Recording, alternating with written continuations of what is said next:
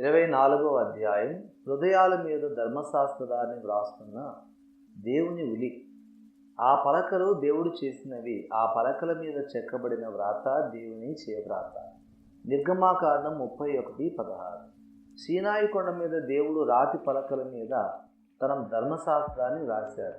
నూతన నిబంధనలో ఆయన విశ్వాస హృదయం మీద తన ధర్మశాస్త్రాన్ని వ్రాస్తున్నాడు. ఇది నూతన నిబంధన కార్యక్రమానికి సంపూర్ణత సంక్రమించే దశ అని మనం లోగడ నేర్చుకున్నాం. పాత నిబంధన ఇశ్రాయేలు లాగానే క్రొత్త నిబంధన విశ్వాసి కూడా తన ఆధ్యాత్మిక యాత్రలో సీనాయి అనుభవానికి వస్తాడు. అక్కడే అతని హృదయం మీద దేవుని ధర్మశాస్త్రం రాయబడుతుంది. అలా ధర్మశాస్త్రం హృదయం మీద రాయబడుతున్న సమయంలోనే విశ్వాసి దేవుని పోలికగా మార్చబడతాడు. అది మనం నేర్చుకున్న పాఠపు సారాంశం. ఈ అనుభవాన్ని ప్రస్తావిస్తూనే పౌలు కొరింథీయులకు రాస్తూ, మీరు క్రీస్తు పత్రిక అయి ఉన్నారని తేటపరచబడుచున్నారు అన్నాడు. 2 కొరింథీయులకు 3:3. అలా క్రీస్తు పత్రికలుగా వ్రాయబడే అనుభవంలో ఇమిడి ఉండేదే క్రీస్తు మహిమను అద్దంలాగా ప్రతిఫలింపజేసే అనుభవం. అలా క్రీస్తు మహిమను ప్రతిబింబింపజేసే అనుభవం పరాకాష్ఠలోనే ఆ విశ్వాసికి క్రీస్తు స్వారూప్యం సిద్ధిస్తుందని ఆ అధ్యాయంలో పౌలు రాస్తున్న సందేశ సారాంశం. 2 కొరింథీయులకు 3:18 చదవండి. ఈ సిద్ధాంతం బాగానే ఉంది. ఈ అనుభవం మనమందరము కాంక్షించవలసిందిను. అయితే నిజ జీవితంలో ఈ అనుభవం ఎక్కడ ఉంది? ఈనాడు తమ హృదయాల మీద ధర్మశాస్త్రం రాయబడిన విశ్వాసులు ఎక్కడ ఉన్నారు? సజీవ క్రీస్తు పత్రికలు ఎందరున్నారు? అద్దంలాగా క్రీస్తు మహిమను ప్రతిబింబించే ధన్య విశ్వాసులు ఎందరున్నారు? ఎక్కడున్నారు ఈ రోజుల్లో? ఏళ్ల తరబడి బోధలు వింటున్నాం, సంవత్సరాల తరబడి సంఘాల్లో సభ్యులుగా కొనసాగుతున్నాం. అయితే మహిమ నుండి అధిక మహిమకు నేను నిరంతరం మార్చబడుతున్నాను అని కానీ, రాను రాను నేను క్రీస్తు పోలికగా మార్చబడుతున్నాను అని కానీ సాక్ష్యం ఇవ్వగలిగిన వారు ఎందరున్నారు? ఎందుకు ఈనాడు అటువంటి విశ్వాసులు కరువైపోయారు? 2 కొరింథీయులకు 3:18 ఉదహరిస్తూ, బోధకులు ఏళ్ల తరబడి ప్రసంగాలు చేస్తున్నారే కానీ అనుభవంలో మాత్రం ఈ కార్యం ఎక్కడా జరుగుతున్న దాఖలాలు లేవు. ఎందుకు? ఇదిగో జవాబు. ఆ పలకల మీద వ్రాత దేవుని చేవ్రాత. విశ్వాసి హృదయపు పలకల మీద కూడా తన పోలికను, తన ధర్మశాస్త్రాన్ని దేవుడే వ్రాయాలి. అయితే ఎప్పుడైతే దేవుడు ఈ కార్యాన్ని చేస్తాడో ఆయనకు ఈ కార్యాన్ని చేయడానికి ఒక ప్రత్యేక పద్ధతి ఉంది. తాను నిర్ణయించిన పద్ధతికి వేరుగా ఆయన సజీవ క్రీస్తు పత్రికలని తయారు చేయడు. ఎందుకు? ఏమిటా పద్ధతి? రాతి పలక మీద కానీ సిరాతోనూ వ్రాయబడక మెత్తని హృదయములు అన్న పలకల మీద జీవము గల దేవుని ఆత్మతో మా పరిచర్య మూలముగా వ్రాయబడిన క్రీస్తు పత్రిక అయి ఉన్నారని మీరు తేటపరచబడుచున్నారు. 2 కొరింథీయులకు 3:3. దేవునికి స్తోత్రం. సీనాయి కొండ మీద దేవుడు రాతి పలకల మీద తన వాక్యాన్ని వ్రాశాడు. కొత్త నిబంధనలో దేవుడు విశ్వాసుల హృదయాల మీద తన వాక్యాన్ని వ్రాస్తూ ఉన్నాడని మనం నేర్చుకున్నాం. అలా తమ హృదయ పలకల మీద దేవుని ధర్మశాస్త్రాన్ని కలిగిన ప్రజలే రాను రాను క్రీస్తు పోలికగా మార్చబడతారని మనం లోగడ నేర్చుకున్నాం. ఇటువంటి విశ్వాసులనే క్రీస్తు పత్రికలు అని పిలుస్తోంది లేఖనం. అయితే ఈనాడు ఇటువంటి సజీవ పత్రికలు సంఘాల్లో కనబడకపోవడానికి కారణం ఏమిటి? కొరింథు క్రైస్తవులు సజీవ పత్రికలుగా ఎలా తయారయ్యారు? పౌలు భక్తుడు అంటున్న మాటలు గమనించండి. జీవము గల దేవుని ఆత్మతో మా పరిచర్య మూలముగా వ్రాయబడిన క్రీస్తు పత్రికలై ఉన్నారు. ప్రప్రథమముగా ఇలా హృదయాల మీద ధర్మశాస్త్రాన్ని వ్రాస్తూ విశ్వాసులను క్రీస్తు పోలికగా మార్చే కార్యం పరిశుద్ధాత్మ ద్వారా మాత్రమే జరుగుతుంది. రెండవదిగా మా పరిచర్య మూలముగా అంటున్నాడు పౌలు. అపోస్తలిక వాక్య పరిచర్య ద్వారా మాత్రమే విశ్వాసులు సజీవ క్రీస్తు పత్రికలు అవుతారు. ఆత్మాభిషక్తుడైన వాక్యోపదేశకుడి బోధనా పరిచర్య ద్వారా మాత్రమే విశ్వాసులు క్రీస్తు పోలికగా మార్చబడతారు. పౌలు ఆత్మాభిషక్తుడు, దేవుని చేత పిలువబడి, నియమింపబడి, అభిషేకింపబడి దేవుని చేతనే పంపబడిన వాడు. పౌలు వంటి ఉపదేశకులు ఎక్కడున్నారు ఈ రోజుల్లో? ఈనాటి బోధకులు అత్యధిక శాతం దేవుని పిలుపు అంటే ఏమిటో ఎరగని వారు, ఆత్మాభిషేకం పొందని వారు, ఆత్మను ఆత్మ కృపావరణను దూషించి ద్వేషించేవారు.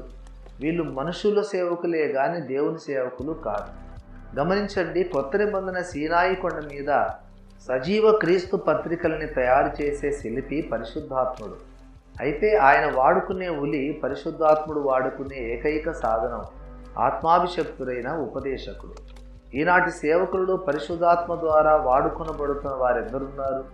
ఎక్కడున్నారు? ఆత్మతో అభిషేకింపబడి ఆత్మతో నింపబడిన పౌలుని నాకు చూపించండి. అక్కడే సజీవ క్రీస్తు పత్రికలని నేను మీకు చూపిస్తాను. 25వ అధ్యాయం, రాతి పలకలు సిద్ధం చేద్దాం. మరియు యెహోవా మోషేతో, మొదటి పలకల వంటి మీరు 2 పలకలను చెక్కుము అని సెలవిచ్చాడు. నిర్గమాకాండం 34:1. సీనాయి కొండ మీద దేవుడిని యెహోవా తాను ఇశ్రాయేలులతో చేసిన నిబంధనకు సూచనగా తన ధర్మశాస్త్రాన్ని 2 రాతి పలకల మీద వ్రాసి మోషేకు ఇచ్చాడు. ఆ పలకలు దేవుడు చేసినవి. ఆ పలకల మీద చెక్కబడిన వ్రాత దేవుని చేవ్రాత అని సాక్ష్యమిస్తోంది లేఖనం. నిర్గమాకాండం 32:16. అయితే మోషే ఆ పలకలను తీసుకొని కొండ దిగి వస్తుండగా ఇశ్రాయేలు ప్రజలు ఒక బంగారు దూడను నిర్మించుకొని దానిని ఆరాధించడం మోషేకు కనబడింది. ఆ దృశ్యాన్ని చూసిన మోషే కోపం మండింది. ఆగ్రహముతో మోషే తన చేతులలోని నిబంధనా పలకలను నేల మీద పడవేసి పగలగొట్టాడు. ఆ పిమ్మట రెండవసారి తన ధర్మశాస్త్రం రాయడానికి వీలుగా మరి 2 రాతి పలకలు సిద్ధం చేసి తీసుకురమ్మని దేవుడు మోషేకు ఆజ్ఞాపిస్తున్న సందర్భంలోనిదే ప్రస్తుత లేఖన భాగం.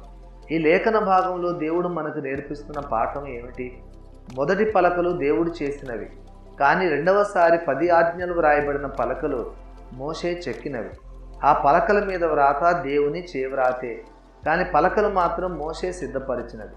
ఆ తర్వాత ఇశ్రాయేలు జనాంగపు చరిత్ర అంతటిలోనూ మహా ప్రశస్తమైనవిగా పవిత్రమైనవిగా ఎంచబడి మందసంలో భద్రపరచబడిన రాతి పలకలు మోషే చేసినవే.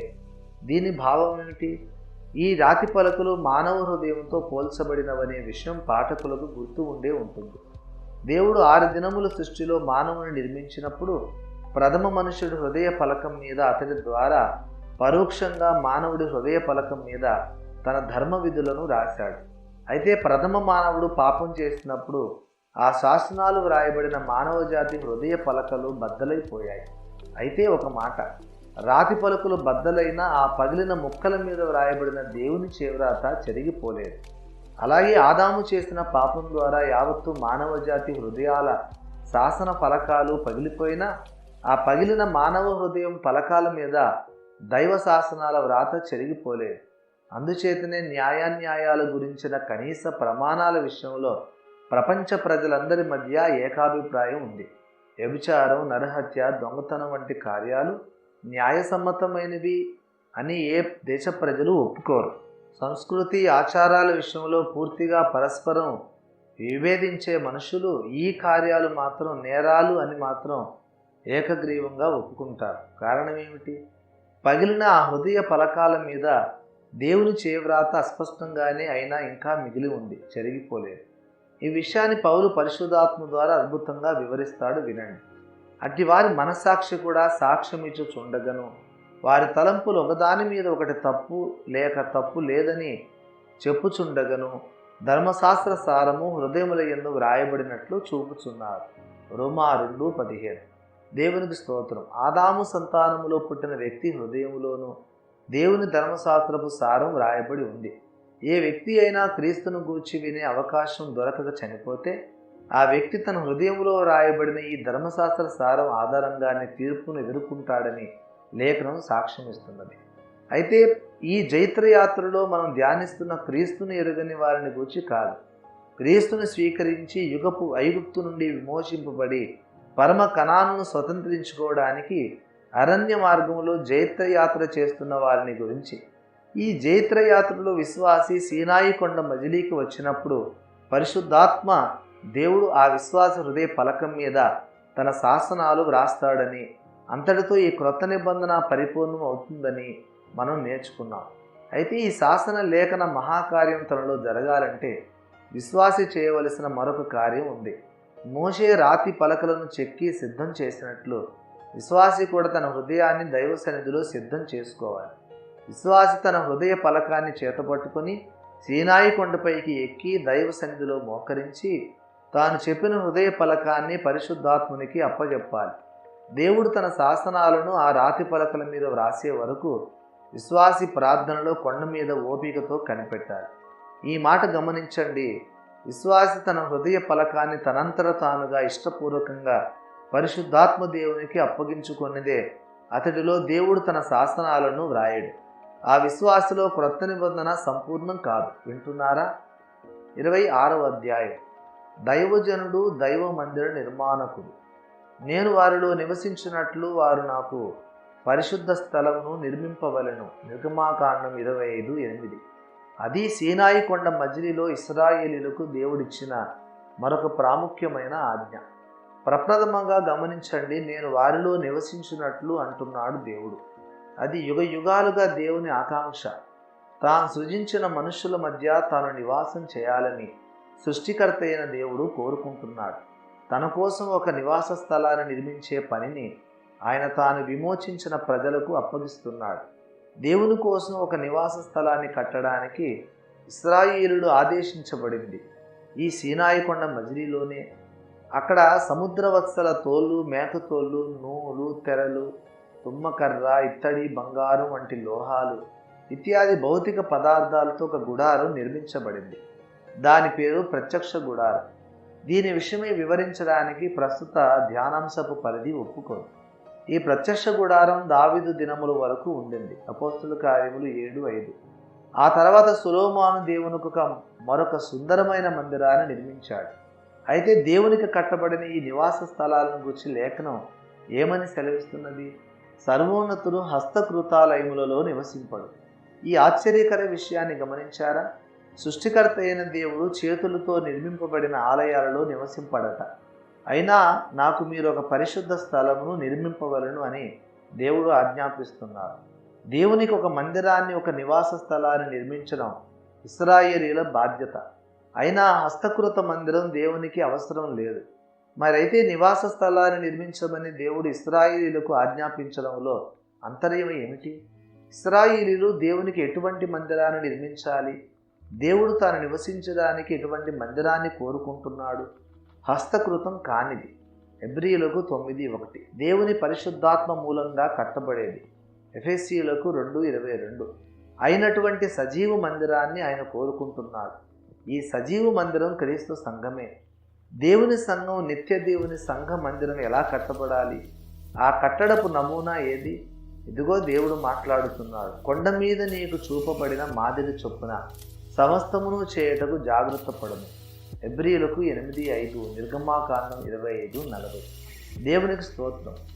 దేవునికి ఒక ఇంటిని కట్టడానికి మానవుడు తన సొంత జ్ఞానంతో శ్రమించవలసిన అవసరం లేదు. దేవుని సంఘం కట్టబడవలసిన మాదిరిని, నమూనాను దేవుడే చూపుతాడు. దేవుడు ఆ మాదిరిని ఎక్కడ చూపిస్తాడు? కొండ మీద, సీనాయి కొండ మీద. దేవుని సంఘం కట్టవలసినది, మాదిరి చూపబడే స్థలం సీనాయి కొండ శిఖరం. ఈనాడు అనేక మంది సేవకులు కడుతున్న సంఘాలు అపోస్తలిక మాదిరికి విరుద్ధంగా ఉండడానికి కారణమేమిటో తెలుసా? వారు ఇంకా సీనాయి కొండ మీదకి ఎక్కలేదు. 27వ అధ్యాయం. సీనాయి కొండ నుండి కూడా సాగిపోవాలి.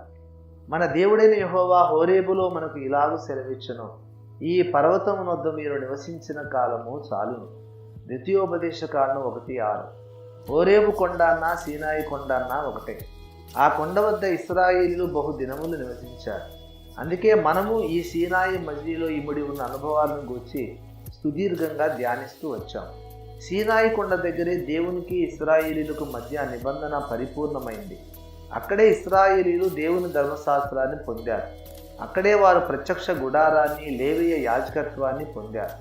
క్రొత్త నిబంధన ఇశ్రాయేలు యాత్రలో కూడా ఈ సీనాయి కొండ మజిలీ అత్యంత ప్రముఖమైనది. ఇక్కడే విశ్వాసి హృదయం మీద ధర్మశాస్త్రం పరిశుద్ధాత్మ ద్వారా వ్రాయబడుతుంది. తద్వారా ఆ విశ్వాసి మహిమ నుండి అధిక మహిమకు, తుదకు యేసుక్రీస్తు పోలికలోనికి మార్చబడతారు. ఈ సీనాయి కొండ మజిలీలోనే దైవజనుడికి క్రీస్తు సంఘం అనే నిత్య ప్రత్యక్ష గుడారపు నిర్మాణపు నమూనా చూపించబడుతుంది. ఈ మజిలీలోనే విశ్వాసి యాజకుడు అవుతాడు. ఈ మజిలీలోనే కదా అహరోను యాజకుడిగా నియమించబడ్డాడు. సీనాయి కొండ మజిలీలో దేవుడు తన ప్రజలలో జరిగించే కార్యాలు, దేవుని ప్రజలు పొందే అనుభవాలు విస్తారంగా, అపారంగా ఉన్నాయి. అందుకే ఆ మజిలీలో దేవుని ప్రజలు బహుదినములు విడిది చేశారు. అయితే సాగిపోవుడి అంటూ ఎర్ర సముద్రపు ద్వారం దగ్గర ఇశ్రాయేలీయులను ఆదేశించిన సత్యదేవుని నిత్య నూతన స్వరం మళ్ళీ ఒక్కసారి దేవుని ప్రజల మధ్యకు దూసుకొస్తుంది. ఈ పర్వతమునొద్ద మీరు నివసించిన కాలము చాలును అంటూ. నిస్సందేహంగా సీనాయి ఒక అద్భుతమైన మజిలీయే, అయినా అది దైవ జనాంగపు గమ్యం కాదు. ఇశ్రాయేలీలు సీనాయి కొండ వద్దే చతికిల పడడానికి వీలు లేదు. దేవుడు ఇశ్రాయేలీలను ఎక్కడికి వెళ్ళమంటున్నాడు? మీరు ప్రయాణమై వెలుడి, ఇదిగో ఆ దేశమును మీకు అప్పగించుతని. ద్వితీయోపదేశకాండం 1:7. దేవునికి స్తోత్రం. ఏ వాగ్దాన భూమినైతే అనుగ్రహించడానికి దేవుడు తన ప్రజల్ని విమోచించి ఇంతవరకు నడిపించాడో ఆ కనాను దేశాన్ని స్వాధీనపరచుకోవడానికి ఇప్పుడు వెళ్ళమంటున్నాడు దేవుడు. సీనాయి కొండ వద్ద ఈ అద్భుత అనుభవాలన్నీ పొందిన తర్వాతే ఇశ్రాయేలీయులు కనాను స్వాధీనం చేసుకోగలరు. గమనించాలి, సీనాయి మజిలీ వాగ్దాత దేశాక్రమణ కోసం సిద్ధపాటు మజిలీ.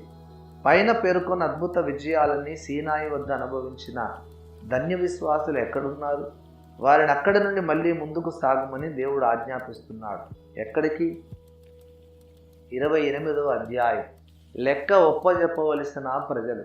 యెహోవా అగ్ని వారిలో రగులుకున్నందున ఆ చోటికి తబేరా అని పేరు పెట్టబడింది.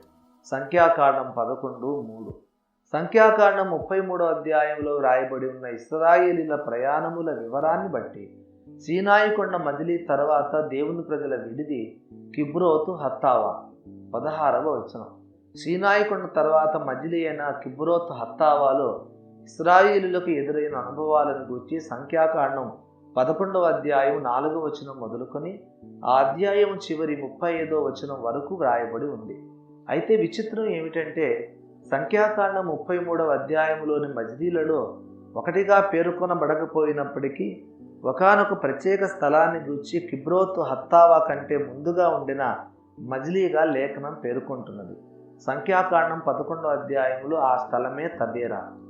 ఈ తబేరా అనే స్థలం ఎక్కడ ఉండింది అనే విషయంపై వేద పండితులు అధికారికంగా మాట్లాడలేకపోతున్నప్పటికీ లేఖనాలను బట్టి ఒక విషయం మాత్రం స్పష్టమే. సీనాయి కొండకు కిబ్రోత్ హత్తావాకు నడుమ ఎక్కడో ఈ తబేరా అనే స్థలం బహుశా ఉండాలి. లేకపోతే కిబ్రోత్ హత్తావాలోనే తబేరా కూడా ఉన్నదేమో మనకు సరిగా తెలియదు. లూజు బేతేలులాగా. మెటుకు విషయాన్ని గురించి మాత్రం ఎటువంటి సందేహం లేదు. అదేమిటంటే కిబ్రోత్ హత్తావా కంటే ముందు సంఖ్యాకాండం 11వ అధ్యాయంలో పరిశుద్ధాత్మ దేవుడు తబేరాను గూర్చి వ్రాయించాడు గనక మనం కిబ్రోతును గూర్చి ధ్యానించక మునుపు తబేరా మజిలీ వద్ద ఒక పాఠాన్ని నేర్చుకోవాలని దేవుడు కోరుతున్నాడన్నమాట. ఇందుకు తబేరాలో ఏం జరిగింది? జనులు ఆయాసమును గూర్చి సనుగుచుండగా అది యెహోవాకు వినపడింది. సంఖ్యాకాండం 11:1. అది సంగతి. దేవుడు ఇశ్రాయేలీల సనుగు విన్నాడట. అది తబేరాలోని ప్రత్యేకత. సనగటం అనేది ఇశ్రాయేలీలకు కొత్త ఏమీ కాదు. వారు ఇంతకు మునుపు ఎప్పుడు సనగలేదా? సనిగారు. ఎర్ర సముద్రం వద్ద, సీను అరణ్యములో, మారా వద్ద, రెఫీనిములో చాలాసార్లు ప్రజలు సనిగారు.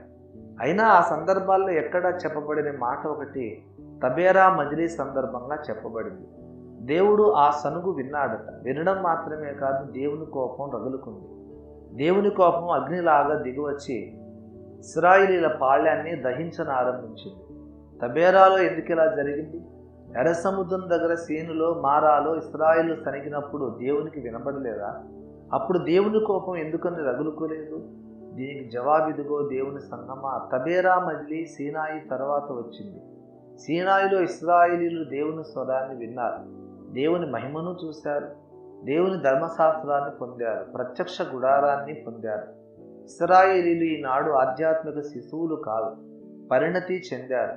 వారు విమోచింపబడిన క్రొత్తలో వారి ఆత్మీయ బాల్య దశలో వారి సనుగును దేవుడు విని వినట్టు ఊరుకున్నారు. కానీ ఈనాడు వారు ఎదిగారు, పరిణతి చెందారు. ఇక మీదట వారి చర్యలకు, వాటి పర్యవసానాలకు వారే బాధ్యులు. ఇక మీదట దేవుడు వారి పొరపాట్లను సహించడు. దేవుని సంగమా, సీనాయి దాటాక ఇక నీవు పిల్ల చేష్టలు చేయటానికి వీల్లేదు. దేవుని అగ్ని నేను నాశనం చేస్తుంది, జాగ్రత్త. 29వ అధ్యాయం.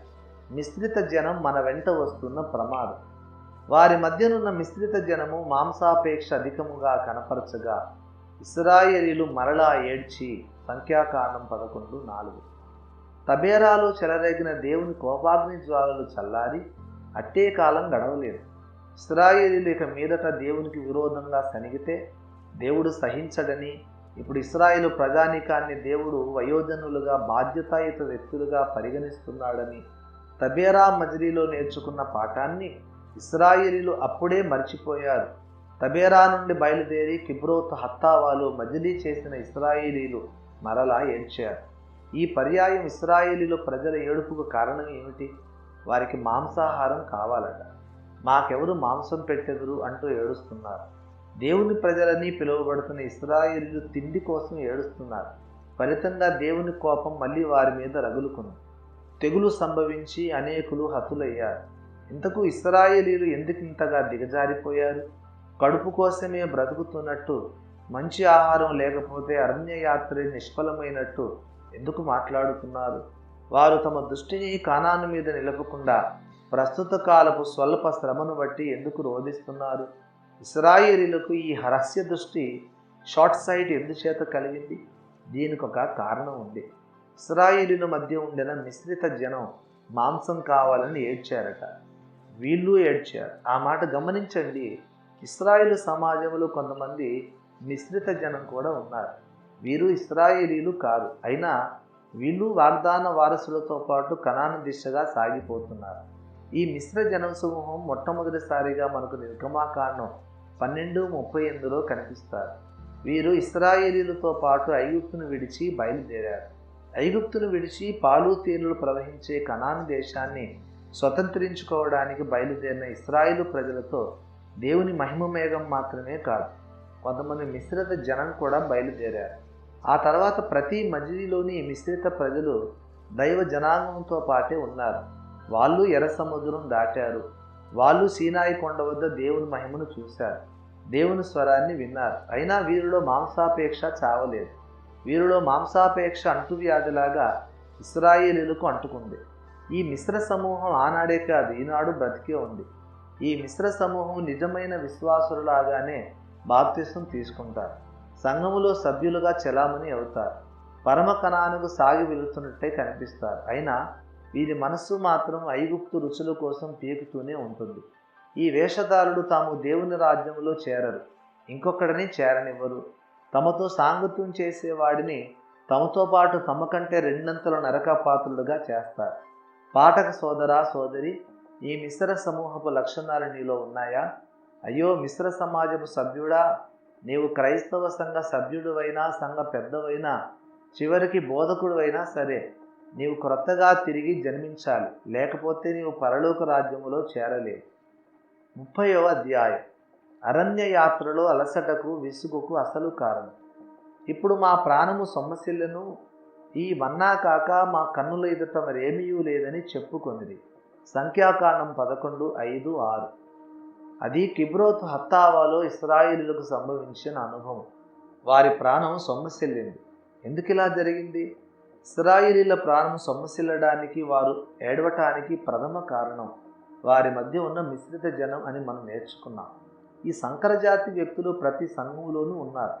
వీరు తమ పొరుగు విశ్వాసులలో అవిశ్వాసాన్ని, ఐగుప్తు వాంఛలను రెచ్చగొడుతూ ఉంటారు. సంఘ కాపరులు వీరిని గూర్చి తగు జాగ్రత్తతో ఉండాలి. అయితే ఇశ్రాయేలు సొమ్మసిల్లడానికి మరో బలీయమైన కారణం ఉంది.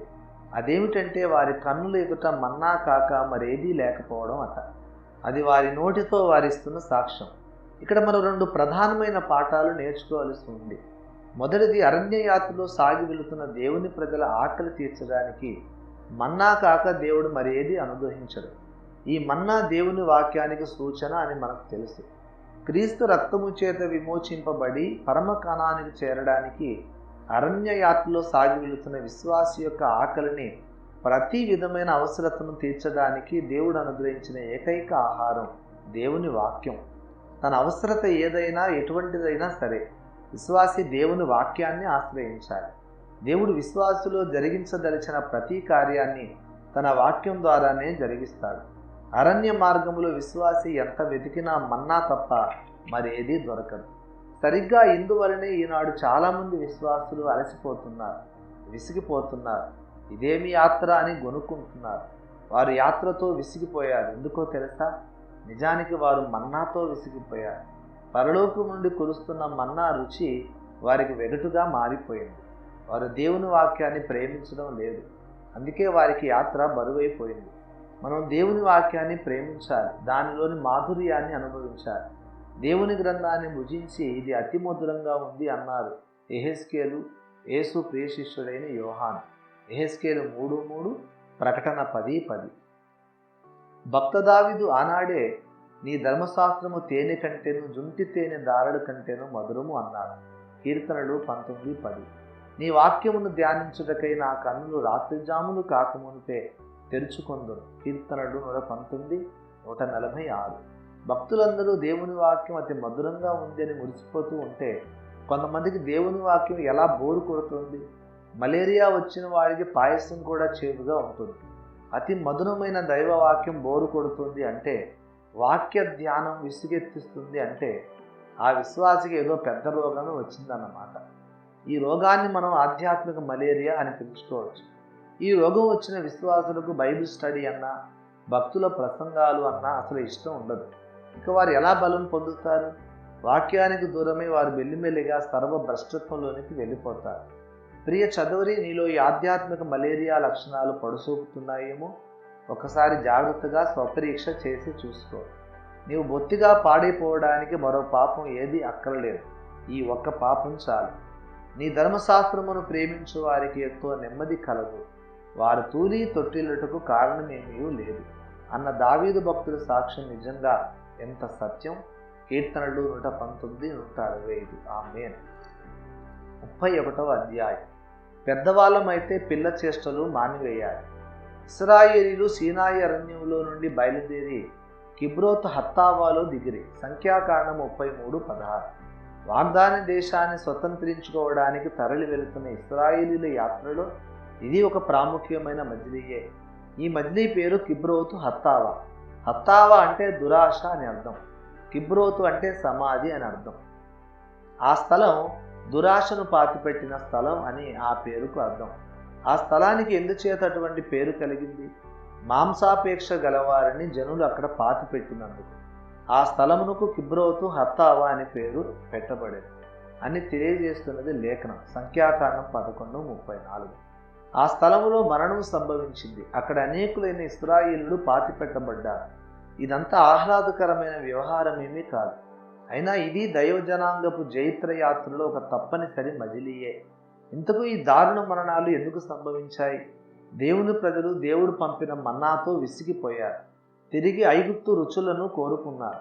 మాకెవరు మాంసం పెట్టెదరు అని ఏడ్చారు సిగ్గు లేకుండా. సంఖ్యాకాండం 11:4. వారు ఏడ్చుట యెహోవా దృష్టికి చెడ్డదిగా ఉండెను. యెహోవా కోపం బహుగా రగులు కొరును అంటున్నది లేఖనం. సంఖ్యాకాండం 11:10. అయినా దేవుడు వారు కోరిన ప్రకారం వారికి మాంసాహారం అనుగ్రహించాడు. అయితే ఆ మాంసం ఇంకా వారి పండ్ల సందుల్లో ఉండగానే యెహోవా కోపం జనుల మీద రగులుకున్నది. దేవుడు వారి మీదకి తెగులు పంపాడు. అంతే, అసంఖ్యాకంగా ప్రజలు చనిపోయారు. వారిని ప్రజలు పాతిపెట్టారు. ఈ సంగతి గమనించారా? దేవుని కోపం రగులుకోవడం, తెగులు, మరణము సంభవించడం ఇవన్నీ సీనాయి మజిలీ తర్వాతే జరుగుతున్నాయి. సీనాయి పరిశుద్ధాత్మాభిషేకం మజిలీ దాటిన విశ్వాసిలో ప్రతి చిన్న పాపాన్ని దేవుడు పట్టించుకుంటాడు. సీనాయి దాటాక విశ్వాసికి శిక్షాకాలం మొదలవుతుంది. అది విశ్వాసి క్రమశిక్షణను నేర్చుకునే కాలం. అది విశ్వాసిని దేవుడు పవిత్రపరిచే కాలం. తన ప్రజల్లోని మాంసాపేక్షను బట్టి దేవుడు దుఃఖిస్తున్నాడు. ఈ మాంసాపేక్షను వెంట పెట్టుకుని ఇశ్రాయేలులు కనానుకు చేరలేరు. అందుచేత పాలెములోనికి దేవుడు మరణాన్ని పంపుతున్నాడు. దేవుని ప్రజలు తమలోని అపవిత్ర కాంక్షల్ని సిలువ వేయాలి, సంహరించాలి. గలతీయులకు 5:24. లేకపోతే దేవుడు వారిని సంహరిస్తాడు. ఇది కిబ్రోత్ హత్తావా మనకు నేర్పిస్తున్న పాఠం. పరిశుద్ధాత్మాభిషేకం పొందిన వ్యక్తులు తప్పు చేస్తే దేవుడు క్షమించడు అని నేను చెప్పటం లేదు. దావీదు, సంసోను ఆత్మాభిషేకం పొందిన తర్వాతే ఘోరమైన పాపాలు చేశారు. దేవుడు క్షమించలేదా? మన దేవుడు క్షమించుటకు సిద్ధమైన మనస్సు గలవాడు. కీర్తన 86:5. యేసు రక్తాన్ని తృణీకరించడం అనే మరణకరమైన పాపం చేస్తే తప్ప ప్రతి ఇతరమైన దోషానికి ప్రభువైన యేసు పాదాల చెంత క్షమాపణ దొరుకుతుంది. యేసు సన్నిధులు నూతన విశ్వాసులకైనా క్షమాపణ దొరుకుతుంది, ఎదిగిన విశ్వాసులకైనా క్షమాపణ దొరుకుతుంది. కానీ మనం ఎదిగే కొలది మన తప్పులను దేవుడు మరింత ఎక్కువగా పట్టించుకుంటాడు, లెక్కలు అడుగుతాడు. మనం ఎదిగే కొద్దీ పాపక్షమాపణ కోసం మరింత ఎక్కువగా పశ్చాత్తాపపడాల్సి వస్తుంది. చాలా ఎదిగిపోయాను కదా అని భయం విడిచి తప్పులు చేయకూడదు. అలా చేస్తే దేవుడు క్షమించవచ్చు, కానీ ఆ అనుభవం నీ జీవితంలో మర్చిపోలేని ఒక చేదు అనుభవంగా మిగిలిపోతుంది. బోధకులమైన మనము మరి కఠినమైన తీర్పు ఉంటుంది అని యాకోబు రాసిన హెచ్చరిక మాటలు మనం మర్చిపోకూడదు. యాకోబు 3:1. ఈ పాఠం ప్రస్తుత కాలపు దురద చెవుల సంఘానికి వినబడుతుందా? 32వ అధ్యాయం. దైవజనులకు తీర్పు తీర్చడం మనకే ప్రమాదకరం. జనులు కిబ్రోతు హత్తావాలో నుండి హజేరోతుకు ప్రయాణమైపోయి హజేరోతులో దిగిరి. సంఖ్యాకాండం 11:35. హజేరోతు ఇది సీనాయి పర్వతం తర్వాత 3వ మజిలీ. ఇశ్రాయేలీల అరణ్య యాత్రలో సీనాయి మజిలీ ఒక ముఖ్యమైన మజిలీ. ఆ మజిలీకి ఆవల యువతల ఉన్న మజిలీల్లో ఒక ముఖ్యమైన భేదం ఉంది. సీనాయికి మునుపు ఉండిన మజిలీల్లో లేని ఒక ప్రత్యేక అనుభవం ఆ తర్వాత మజిలీలో ప్రస్ఫుటంగా కనబడుతుంది. అది దేవుని శిక్షాదండం. దేవుని ప్రజలు తాము చేసే పొరపాట్లకు తగిన శిక్ష ఎప్పటికప్పుడే భరించే అనుభవం ఇది. సీనాయికి మునుపు ఉండిన మజిలీల్లో మనకు కనిపించదు. దేవుని శిక్షాదండాన్ని ఆయన ప్రజలు అనుభవించే మజిలీలో 3వది హజేరోతు. మొదటిది తబేరాలో దేవుడు సనగకూడదని తన ప్రజలకు నేర్పించాడు. ఆ తర్వాత కిబ్రోత్ హత్తావాలు ఈ లోకపు రుచుల పట్ల అత్యాశ కూడదని నేర్పించాడు. ఆ తర్వాత దేవుని షెకీనా మేఘం ఇశ్రాయేలీలను హజేరోతునకు నడిపించింది. అక్కడ ఆయన తన ప్రజలకు ఏం పాఠం నేర్పించదలుచుకున్నాడు? హజేరోతులో ఇశ్రాయేలీలు దండు విడిసిన తర్వాత ఒక ప్రాముఖ్యమైన సంగతి జరిగింది. అక్కడ మోషే కూషు దేశస్థురాలైన ఒక స్త్రీని వివాహం చేసుకున్నాడు. ఈ సంగతి మిర్యాము అహరోనులకు అభ్యంతర కారణమైంది. మోషే చేసుకునే ఈ వివాహం మిర్యాము అహరోనులకు ఎందుచేత అభ్యంతరంగా తోచిందో మనకు తెలియదు. అప్పటికి మోషే మొదటి భార్య అయిన సిప్పోరా జీవించి ఉందో లేక అప్పటికే చనిపోయి ఉందో మనకు తెలియదు. సిప్పోరా మరణాన్ని గూర్చి బైబిల్ మనకి ఏమీ చెప్పడం లేదు. ఒకవేళ సిప్పోరా జీవించి ఉంటే ఏకకాలములో మోషే 2 భార్యలను కలిగి ఉండడం దైవజనుడికి తగినట్టుగా లేదని అహరోను మిర్యాములు భావించి ఉండవచ్చు. లేదా సిప్పోరా చనిపోయినా బ్రతికి ఉన్న బహుభార్యాత్వం నిషిద్ధం అన్న సిద్ధాంతం కోసం కాకపోయినా ఇశ్రాయేలులో ఇంతమంది స్త్రీలు ఉండగా మోషే దేవుని ప్రజల మహానాయకుడైన మోషే ఈ అన్యురాలని పెళ్లి చేసుకోవడం వారికి అభ్యంతరకరంగా ఉండవచ్చు. కూషీలు దేవుని ఎరుగని అన్యజాతికి చెందినవారు. 4 శతాబ్దాల చెరకాలం తర్వాత కూడా అరణ్య యాత్రలో ఇశ్రాయేలుల మధ్య కలిసి జీవిస్తూ మిశ్రిత జనముగా చలామణి అవుతూ మాటిమాటికి ఇశ్రాయేలు సనగడానికి పాపం చేయడానికి కారణమవుతున్న జాతి అది.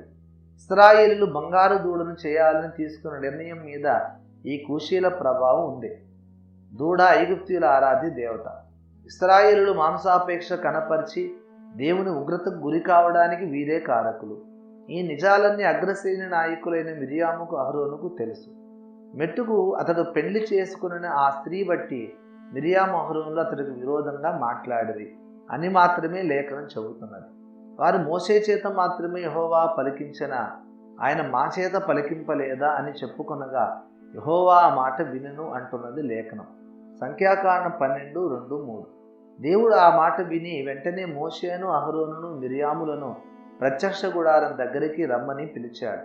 వారు గుడారం వద్దకు రాగానే దేవుడు మేఘస్తంభంలో దిగి ప్రత్యక్ష గుడారపు ద్వారములో నిలిచి అహరోను మిర్యాములను తన ఎద్దుకు కాస్త ముందుకు రమ్మని పిలిచాడు. వారిద్దరూ దేవుని సమక్షంలో నిలిచి ఉండగా దేవుడు వారితో ఇలా మాట్లాడాడు. మీలో ప్రవక్త ఉండిన ఎడల యెహోవానగు నేను దర్శనమిచ్చి అతనితో మాట్లాడుదును. నా సేవకుడైన మోషే అట్టివాడు కాడు. అతడు నా ఇల్లంతటిలో నమ్మకమైన వాడు. అతడు యెహోవా స్వరూపమును నిదానించి చూచును. కాబట్టి నా సేవకుడైన మోషేకు విరోధముగా మాట్లాడుటకు మీరేలా భయపడలేదు? సంఖ్యాకాండం 12:6-8. ఈ మాటలు పలికిన తర్వాత దేవుని కోపం రగులుకున్నందున ఆయన వారి ఎదుటి నుండి వెళ్ళిపోయాడని వ్రాయబడి ఉంది. సంఖ్యాకాండం 2:9. ఆయన వెళ్ళిపోవడంతో షెకీనా మేఘం కూడా గుడారం పై నుండి పైకి ఎత్తబడింది. మరుక్షణం మిర్యాము హిమము వంటి తెల్లని కుష్టుగలదిగా అయిపోయింది. అహరోను మిర్యాములు ఇద్దరూ మోషేకు విరోధంగా మాట్లాడారు. అయినా శిక్ష మిర్యాముకు మాత్రమే వచ్చింది, అహరోనుకు రాలేదు. ఎందుచేత? బహుశా ఆ తిరుగుబాటుకు ఆమె నాయకురాలై ఉండవచ్చు. ఆ తిరుగుబాటును ఆమె మొదలుపెట్టి ఉండవచ్చు. మిర్యాము అహరోనులు ఒకరితో ఒకరు చెప్పుకున్న మాటలు ఇవి. మోషే చేత మాత్రమే యెహోవా పలికించనా, ఆయన మా చేతను పలికించలేదా అని. అంటే మోషే ఏమీ ప్రత్యేకమైన వ్యక్తి కాడు అన్న భావన అది. ఆ భావన ముందు మిరియాములో పుట్టి ఉంటుంది. మిరియాము అలా భావించడానికి బలమైన కారణం ఉంది. మిరియాము మోషే కంటే వయసులో చాలా పెద్దది. మోషేను తల్లి జమ్ము పెట్టెలో పెట్టి నీటిలో వదిలే నాటికి మిరియాముకు మంచి లోక జ్ఞానం ఉంది. ఆ పిల్లవాడిని పెంచడానికి ఎవరైనా దాదిని పిలుచుకొస్తానని ఫరో కుమార్తెతో చెప్పి వెళ్ళి తల్లినే పిలుచుకొచ్చింది. మిరియాము అంత జ్ఞానంగా ప్రవర్తించింది. అప్పటికే మిరియాము ఎదిగిన పిల్ల. మోషే తనకంటే వయసులో చాలా చిన్నవాడన్న భావం ఆమెలో అంతర్లీనంగా ప్రవహిస్తూ ఉంది. ఆ దైవజనుడి పట్ల ఉండాల్సినంత గౌరవం ఆమెలో లేకుండా చేసి ఉండవచ్చు. ఇక్కడ దైవజనుల కుటుంబ సభ్యులు నేర్చుకోవాల్సిన అమూల్య పాఠం ఒకటి ఉంది. ప్రతి దైవజనుడు ఒకప్పటి శిశువే. ముసలి వాళ్ళే ఎవరు పుట్టరు. అందుచేత శైశవ దశలో ఆ దైవజనుడిని ఎత్తుకున్నవారు, పరిచర్యలు చేసిన వారు అనేకులు అతడు దైవజనుడయ్యే వరకు బ్రతికి ఉండవచ్చు. సహజంగా అటువంటి పెద్దలకు ఆ దైవజనుడి పట్ల ఒక విధమైన చులకన భావం ఉంటుంది. ఒక దైవజనుడికి బాల్యములో సహాయం చేసిన పెద్దలు ఆ దైవజనుని గురించి మాట్లాడేటప్పుడు చాలా అలుసు తీసుకుంటారు. దేవుడు ఆ గర్వాన్ని క్షమించడని మిరియాము చరిత్ర మనకు ఖండితంగా నేర్పుతుంది. ఆమెకు కుష్టు వచ్చింది. ఇది చాలా తీవ్రమైన శిక్ష. దైవ సేవకులకు విరోధంగా మాట్లాడడం మామూలు నేరం కాదు, అది దారుణమైన పాపం. అంతేకాదు, మరో రకం మిరియాములు కూడా సంఘంలో ఉన్నారు. వీళ్ళు సీనియర్ విశ్వాసులు. ప్రతి ప్రసంగికుడు దైవజనుడు ఒకానొకప్పుడు ఎప్పుడో రక్షింపబడి ఉంటాడు కదా. ఈ సేవకుడు రక్షింపబడే నాటికి అదివరకే రక్షింపబడి విశ్వాసులుగాను సంఘ పెద్దలుగాను చెరామణి అయ్యే పెద్ద మనుషులు ఉంటారు. ఈ పెద్దలు ఈ నూతన విశ్వాసి ప్రార్థనలో విశ్వాసంలో ఎదుగుతూ ఉండగా చూస్తారు. కొంతవరకు ఈ పెద్దలు ఆ నూతన విశ్వాసి ఎదుగుదలకు దోహదం కూడా చేస్తారు. అలా వారి కళ్ళ ముందే వారి సాయంతోనే ఎదిగి బలపడిన నూతన విశ్వాసి హఠాత్తుగా దేవుని పిలుపునందుకొని దైవ సేవకుడైపోతారు. ఒకనాడు తనని ప్రార్థనలో వాక్యముతో పెంచిన పెద్దలకే అతడు బోధకుడు అవుతాడు. అంతే. అంతవరకు బాగానే ఉన్న ఈ పెద్దలకు అకస్మాత్తుగా దయ్యం పడుతుంది. తమ కళ్ళ ముందు పుట్టి పెరిగిన విశ్వాసి తమకే బోధకుడు కావడం వీరు సహించలేరు. అతడిని ఒక దైవజనుడుగా గౌరవించలేరు. అతడేం ప్రసంగాలు చేస్తాడు, అతని చిన్నపిల్లవాడుగా పుట్టినప్పటి నుండి నేను ఎరుగుదును అని ఈ దయ్యం పట్టిన పెద్దలు సెలవిస్తూ ఉంటారు. ఈ పనికిమాలిన పెద్దరికపు హృదయ గర్వాన్ని దేవుడు అసలే క్షమించడు, ఏ మాత్రమూ సహించడని మిరియాము జీవితం హెచ్చరిస్తోంది. అతడు నీకంటే చిన్నవాడై ఉండవచ్చు, నీ కళ్ళ ముందే రక్షింపబడి పెరిగి ఉండవచ్చు. అతడి రక్షణ జీవితం ఆరంభంలో దేవుడు అతడి కోసం నిన్నొక మిరియాముగా వాడుకొని ఉండవచ్చు. అయినా అతడి ఈనాడు దేవుడు వాడుకుంటున్న ఒక పాత్ర. అతడు సర్వశక్తి గల దేవుని సేవకుడు. అతడి కోసం నీవు ఒక మిరియామును కాగలిగినందుకు నీవు మురిసిపోవచ్చు, ప్రభువును స్తుతించవచ్చు. అయినా అతడిని ఒక దైవజనుడిగా గుర్తించి గౌరవించి గణపరచడం నీవు నేర్చుకోవాలి. నీ వయస్సు, నీవు ఆరంభ దినాల్లో ఆ దైవజనుడికి చేసిన సాయం, ఇవేవి నీవు చూపవలసిన విధేయత నుండి నీకు మినహాయింపు ఇవ్వవు. మిర్యాములారా, వింటున్నారా? జాగ్రత్త. 38వ అధ్యాయం. అధికముగా నీతిమంతులై ఉండకుడు. మోషే కూషు దేశపు స్త్రీని పెళ్లి చేసుకుని ఉండెను గనుక అతడు పెళ్లి చేసుకున్న ఆ స్త్రీని బట్టి మిరియాము అహరోనులు అతనికి విరోధముగా మాట్లాడింది. సంఖ్యాకాండం 12:1. ఇంతకు మిరియాము మోషకు విరోధంగా మాట్లాడి తన మీదకి అంత భయంకరమైన శిక్షణ తెచ్చుకోవడానికి మూల కారణం మోషే చేసుకున్న అభ్యంతరకరమైన పెళ్లి. దైవజనుడైన మోషే ఆ వివాహం ఎందుకు చేసుకున్నట్టు? అది పొరపాటు కాదా?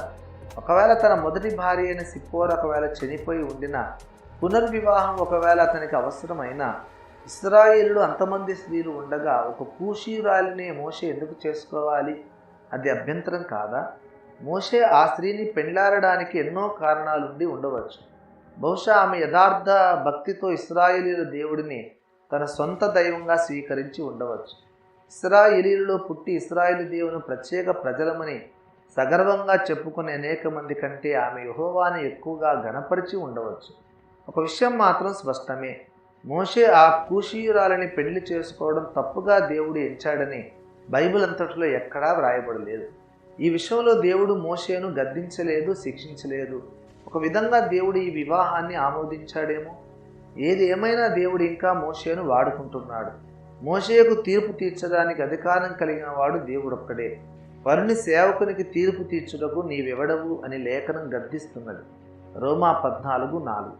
దేవుని చేత వాడబడుతున్న దైవజనులకు విరోధంగా మాట్లాడేవారు కాస్త తమ నోటిని అదుపు చేసుకోవడం వారికి క్షేమం. ఆ దైవజనుడు ఇంకా దేవుని చేతిలో ఉన్నాడు. దేవుడు అతడిని వాడుకుంటున్నాడు.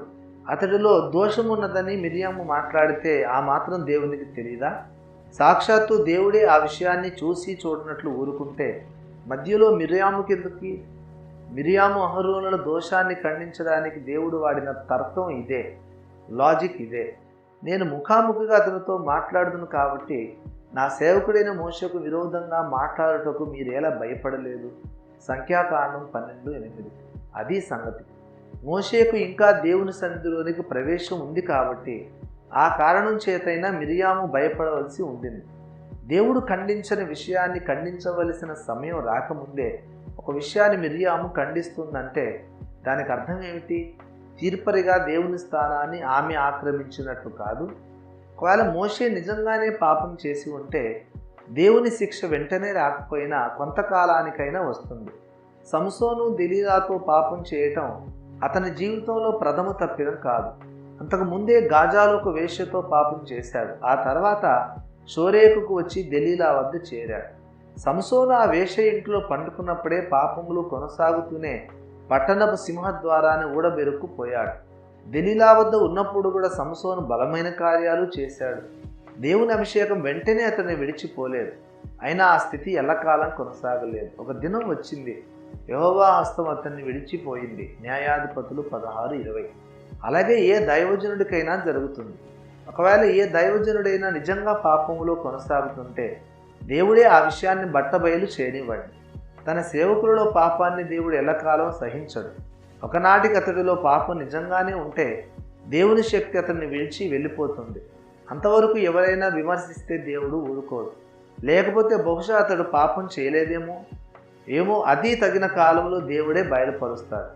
మెట్టుకు సమయము రాకమునుపు అనగా ప్రభు వచ్చు వరకు దేనిని గూర్చి తీర్పు తీర్చకుడి అని 1 కొరింథీ 4:5 పౌలు ఇచ్చిన సలహా పాటించి మనమంతా దైవ సేవకుల వ్యక్తిగత విషయాలను విమర్శించకుండా ఉండడం శ్రేయస్కరం. అధికంగా నీతిమంతుడివై ఉండకుము అని ప్రసంగి 7:16లో లేఖనం హెచ్చరిస్తున్నది. ఆ మాటలకు అర్థం ఏమిటో తెలుసా? అధికముగా అంటే దేవుని కంటే అధికంగా నీతిమంతులమై మనం ఉండవద్దు అని అర్థం.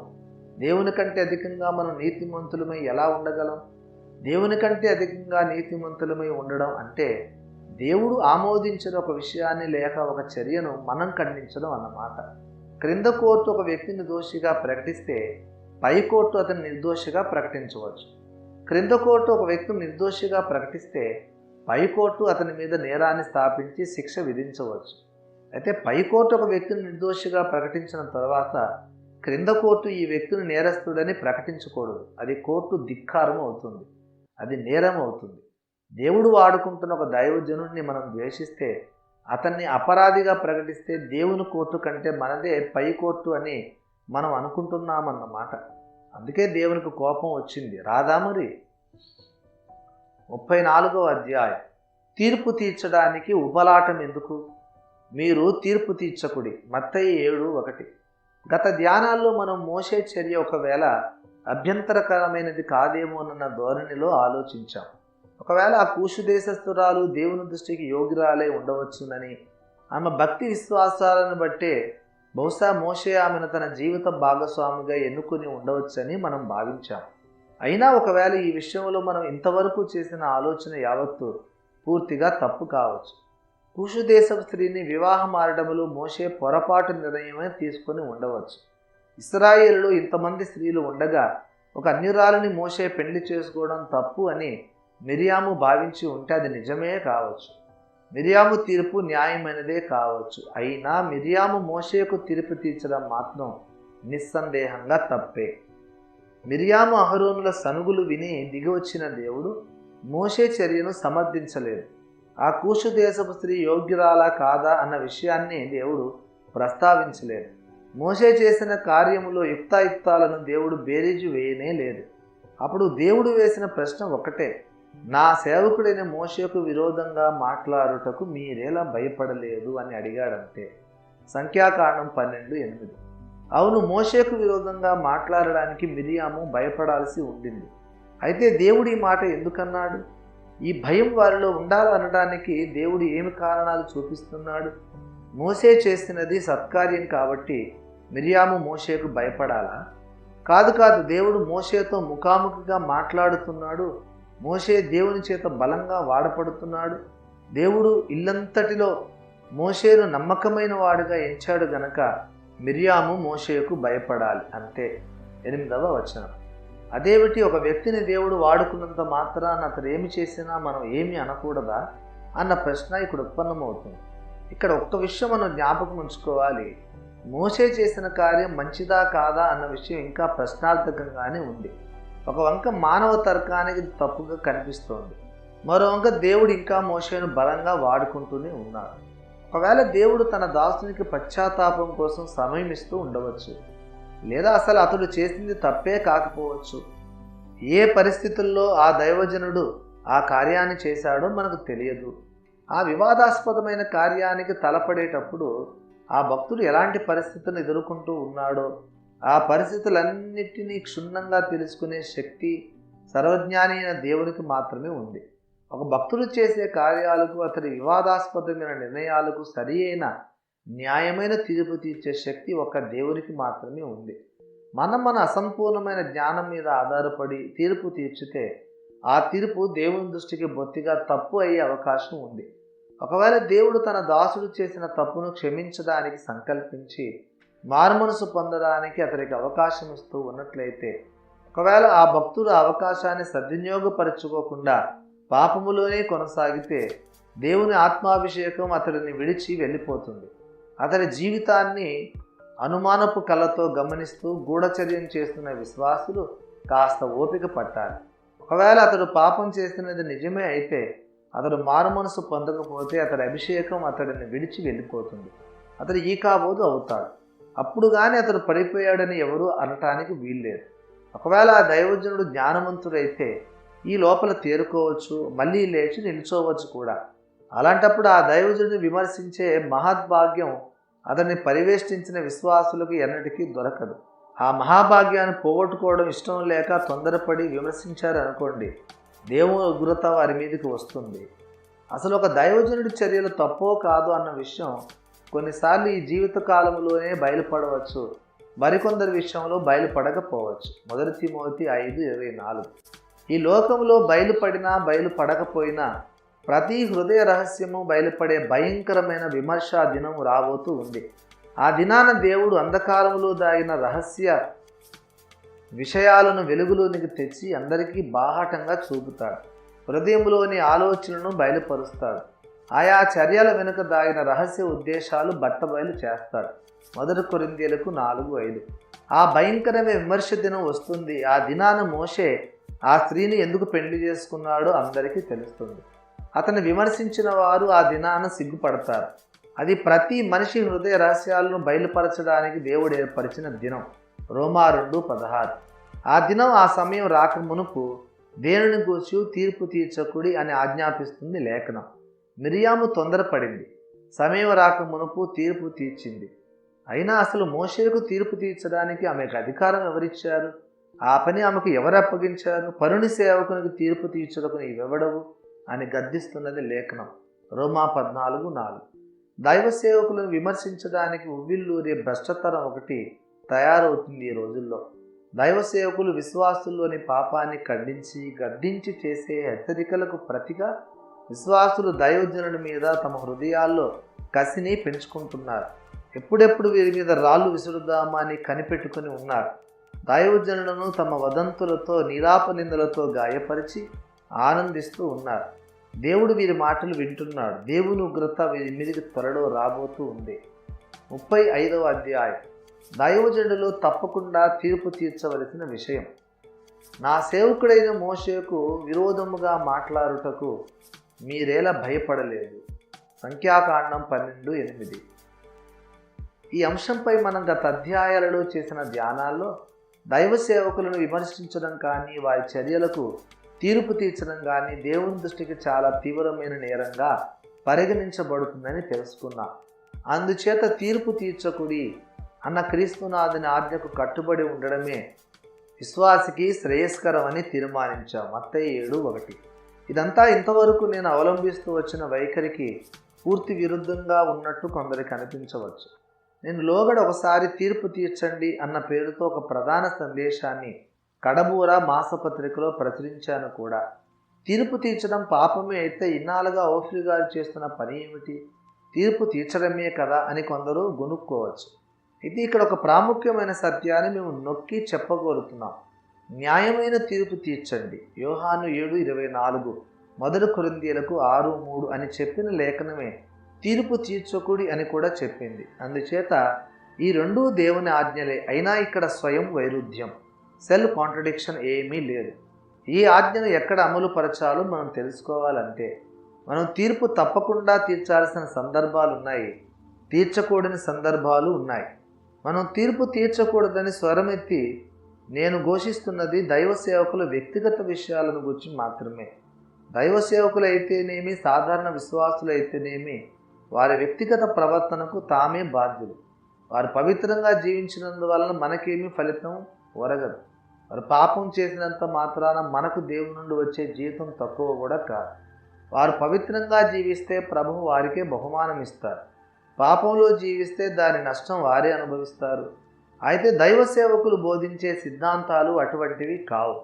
ఒక దైవ సేవకుడు ఏమి బోధించినా దాని ఫలితం మొత్తం సార్వత్రిక సంఘం అంతటి మీద ఉంటుంది.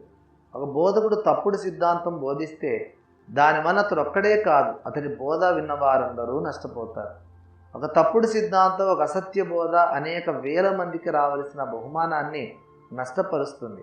అనేక వేల మంది విశ్వాసుల నిత్యత్వ స్థానాన్ని శాశ్వతంగా నాశనం చేస్తుంది. అందుచేత బోధకులకు తీర్పు తీర్చాల్సింది మన చెవిని వినబడే ప్రతి సిద్ధాంతాన్ని వాక్యకాంతిలో నఖశిఖ పర్యంతం పరీక్షించాల్సిందే. లేఖన వ్యతిరేకమైన ప్రతి సిద్ధాంతాన్ని నరికి పారేయాల్సిందే. అక్కడ అలసత్వం పనికిరాదు. ఇప్పుడు నేను చెప్పిన దాని సారాంశం ఇది. దైవ సేవకుల వ్యక్తిగత జీవితపు పొరపాట్లు వారికి మాత్రమే నష్టం చేస్తాయి కనుక వాటిని అలా వదిలేయండి. అయితే వారు లేఖనాలకు భిన్నమైన బోధ చేస్తే అది అనేకులైన ఇతర విశ్వాసులకు నష్టం కలిగిస్తుంది. కనుక తప్పకుండా ఆ బోధలకు తీర్పు తీర్చాల్సిందే. ఆయా బోధలను వాక్యకాంతిలో పరీక్షించి తీర్పు తీర్చడం నేరమేమీ కాదు. సేవకుల వ్యక్తిగత నడవడిని గురించి విమర్శించడమే దేవుని దృష్టికి పాపం అవుతుంది. వచ్చిన చిక్కంతా ఏమిటంటే ఈనాటి విశ్వాసులు ఇతరుల వ్యక్తిగత విషయాలను విమర్శించడానికైతే తెగ ఉపలాట పడతారు, కానీ అత్యంత ప్రాముఖ్యమైన సిద్ధాంత పరీక్షకు మాత్రం పూనుకోవటం లేదు. సిద్ధాంత పరీక్షకు పూనుకోవలసి వచ్చినప్పుడు వారికి గుర్తుకు వచ్చే మత్తయి 7:1 వచనం సాటి విశ్వాసిని విమర్శించేటప్పుడు జ్ఞాపకం రావటం లేదు. ఈనాటి మన దౌర్భాగ్యమంతటికి ఇదే మూల హేతు. 36వ అధ్యాయం. దేవుణ్ణే తన వశం చేసుకున్న మోషేలోని సుగుణ పరిమళం. యెహోవా కోపం వారి మీద రగులు కొనగా ఆయన వెళ్ళిపోయాడు. సంఖ్యాకాండం 12:9. అహరోను మిర్యాములు మోషేను అన్యాయంగా విమర్శించారు, అనవసరంగా బాధపరిచారు, గాయపరిచారు. తన దాసుని మీదకి వచ్చిన అపనిందను బట్టి దేవుని హృదయం క్షోభిల్లింది. వారు దేవుణ్ణి ఏమీ అనలేదు.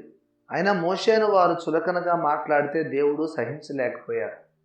అది తనకు వచ్చిన అవమానంగా దేవుడు ఎంచుకున్నాడు. మిర్యాము అహరోనుల మీద దేవుని కోపం రగులుకున్నది అని లేఖనం సెలవిస్తున్నది. ఈనాడు కూడా దేవుని సంఘములో ఇలాంటి మిర్యాములకు అహరోనులకు కొదువు లేదు. ఎటు చూసినా సంఘములో ఈనాడు అహరోను మిర్యాముల సనుగులే వినవస్తున్నాయి. తమని అన్యాయంగా నిందించారని లోలోపల కుమిలిపోతున్న విశ్వాసులు ఎందరో ఉన్నారు. తాము చేయని పాపానికి తమని శిక్షించారని వేదన చెందుతున్న వారెందరో ఉన్నారు.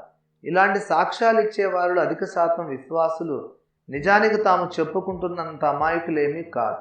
వారు చేసిన దోషానికి వారు ఊహించిన మోతాదుకు మించి వారికి శిక్ష విధింపబడిందేమో కానీ శిక్షకు తగినదేదీ వారు చేయలేదనడం నిజం కాదు.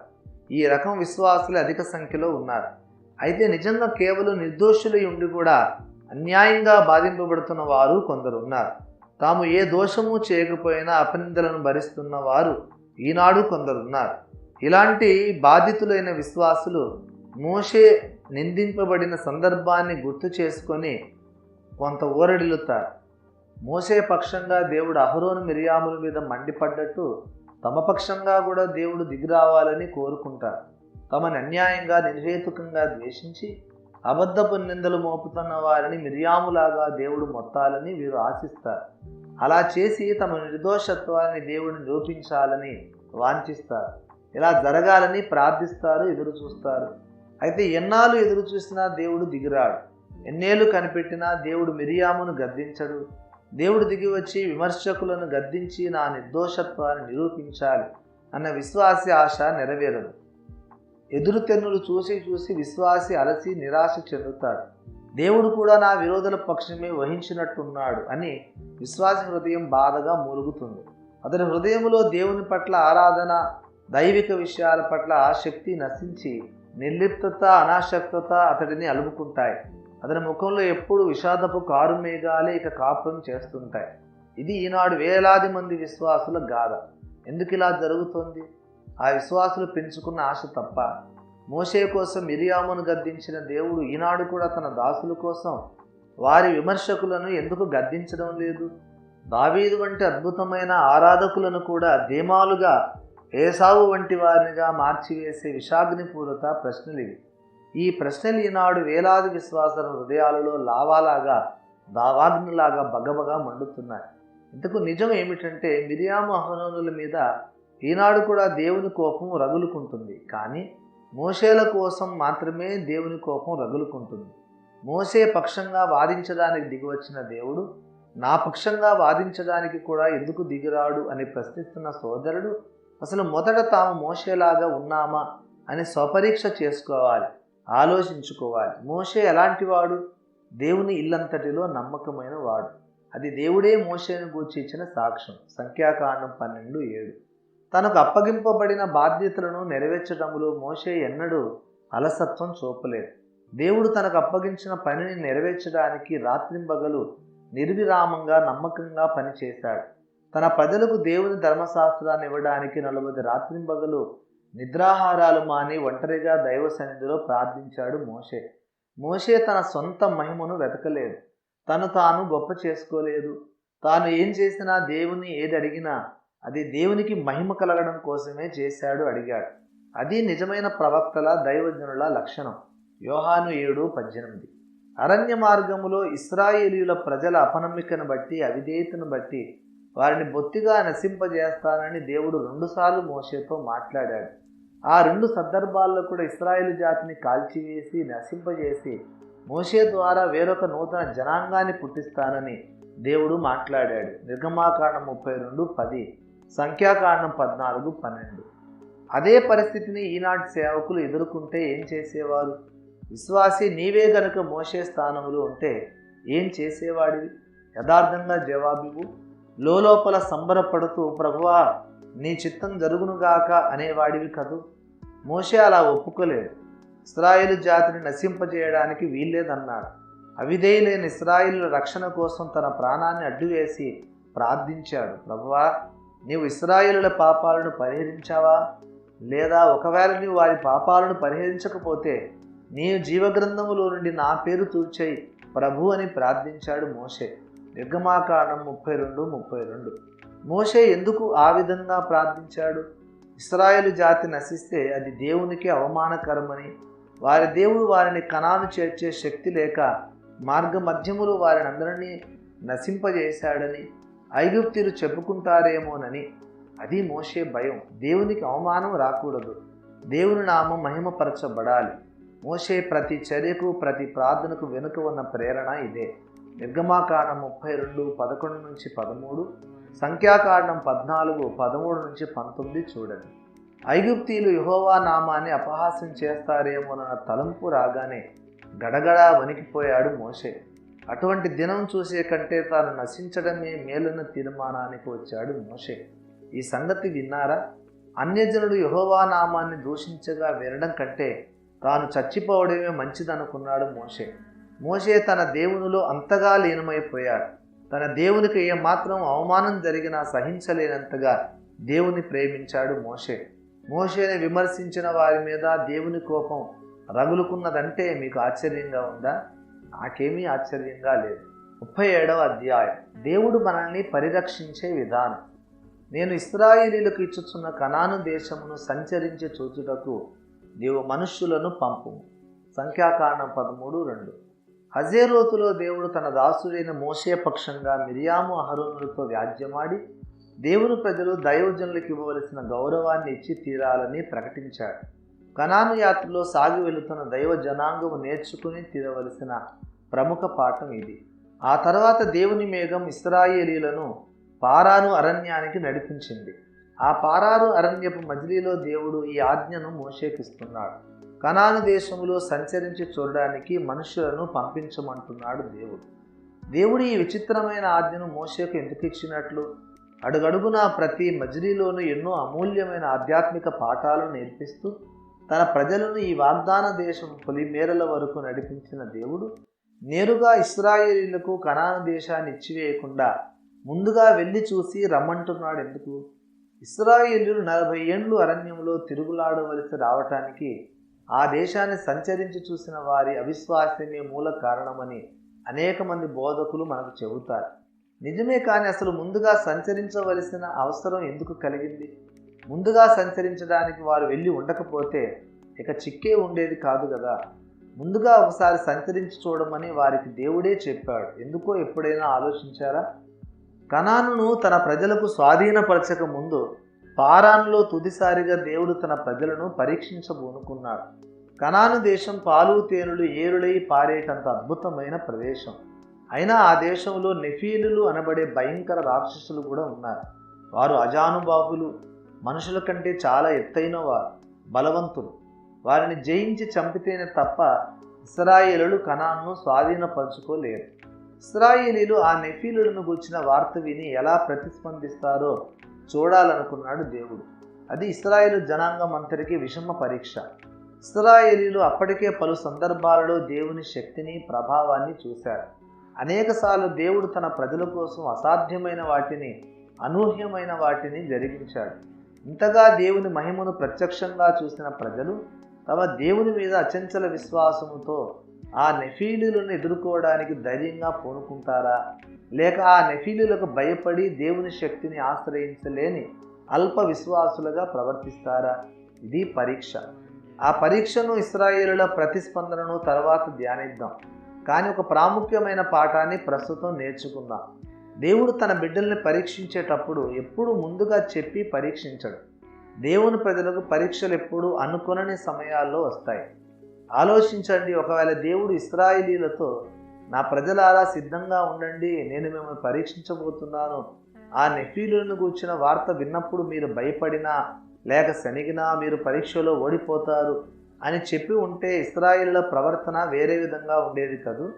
మన జీవితాల్లో కూడా అనేకసార్లు ప్రభు మన విశ్వాసాన్ని, సమర్పణను పరీక్షిస్తున్నాడు. అయితే అవి పరీక్షలని మనకు తెలియటం లేదు.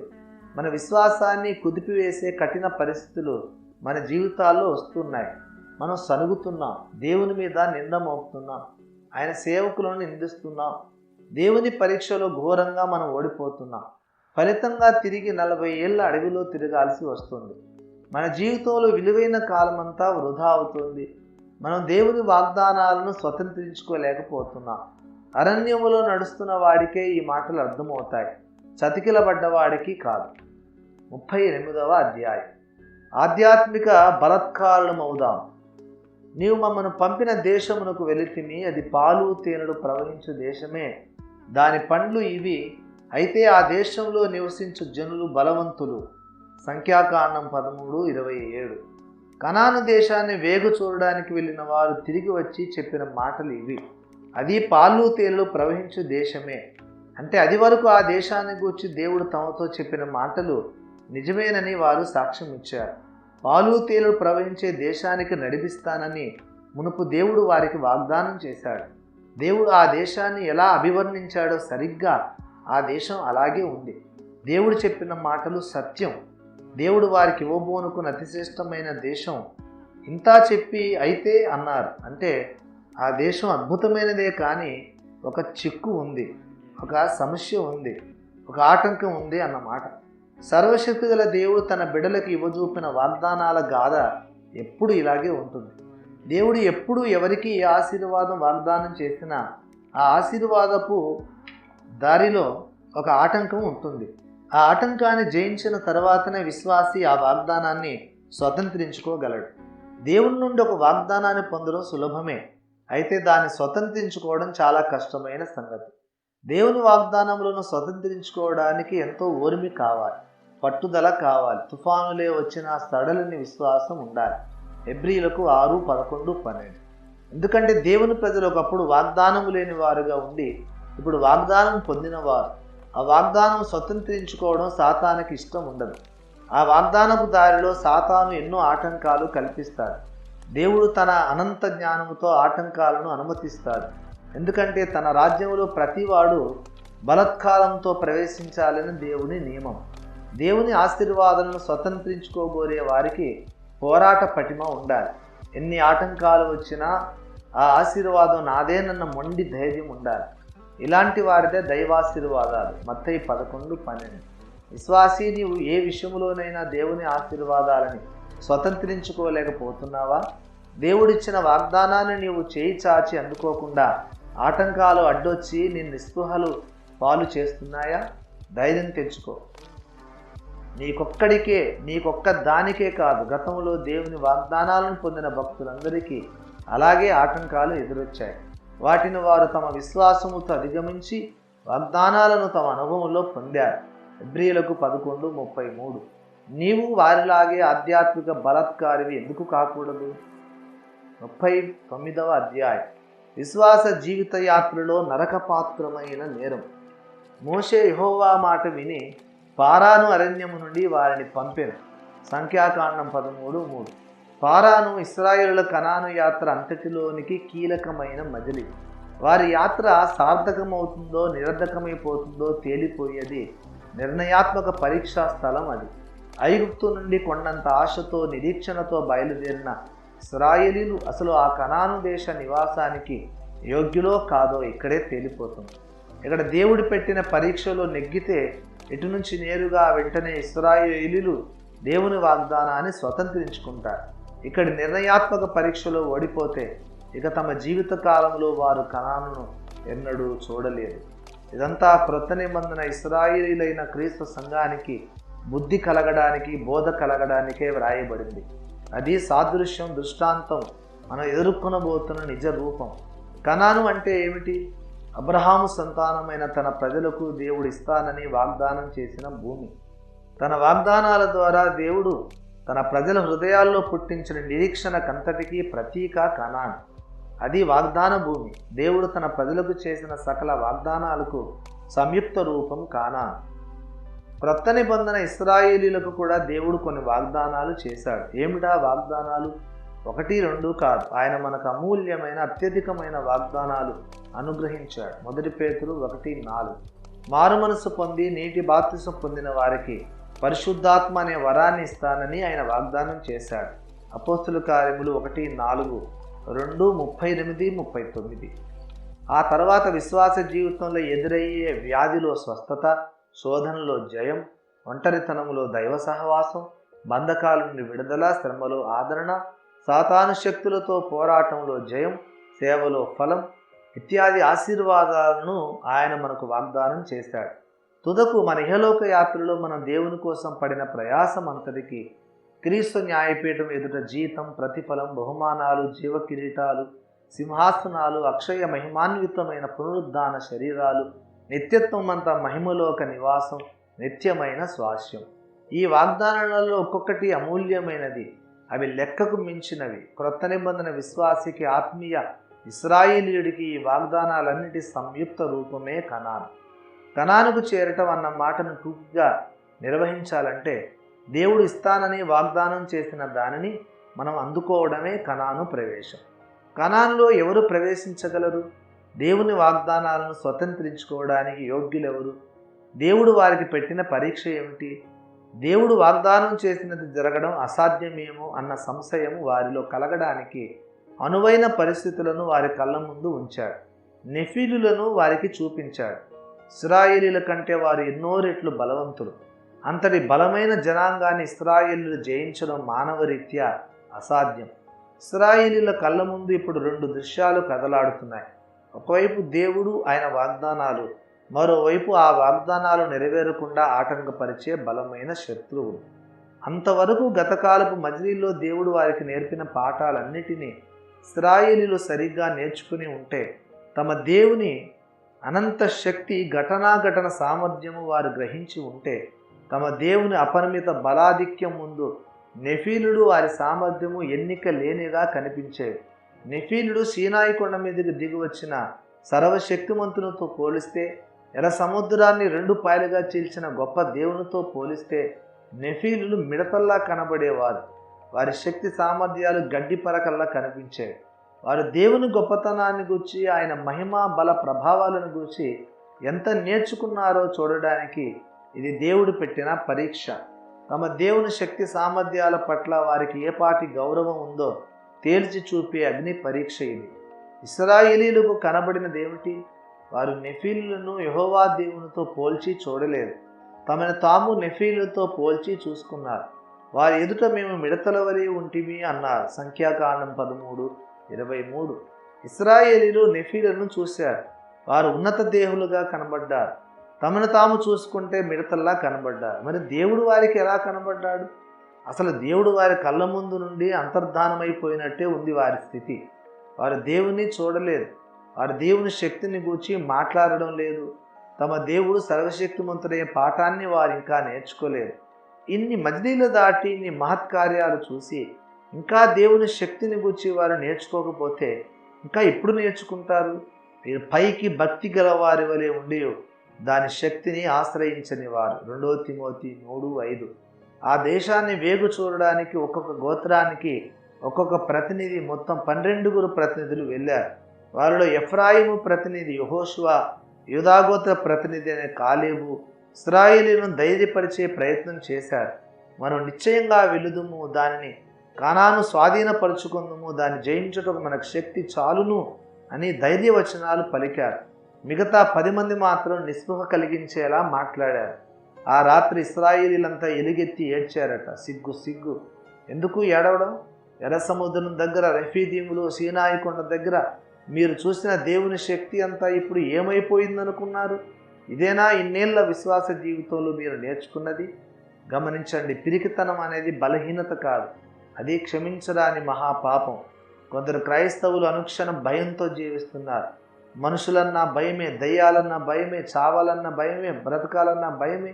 ఈ భయానికి నేపథ్యంలో భయంకరమైన అవిశ్వాసం ఉంది. దేవుని శక్తి సామర్థ్యాల పట్ల అవమానకరమైన తక్కువ అంచనా ఉంది. వీళ్ళు తమ భయంతో, పనికి మాలిన ఏడుపులతో దేవుని అవమానిస్తున్నారు. ఇది నరకపాత్రమైన నేరం. వీళ్ళకి మళ్ళీ వాగ్దాన దేశం ఒకటా? ప్రకటన 21:8లో నరకానికి వెళ్ళే వారి లిస్టు ఉంది. అందులో మొట్టమొదటి వాడు పిరికివాడే. క్రైస్తవా, నీవు పిరికితనంలో జీవిస్తున్నావా? 40వ అధ్యాయం.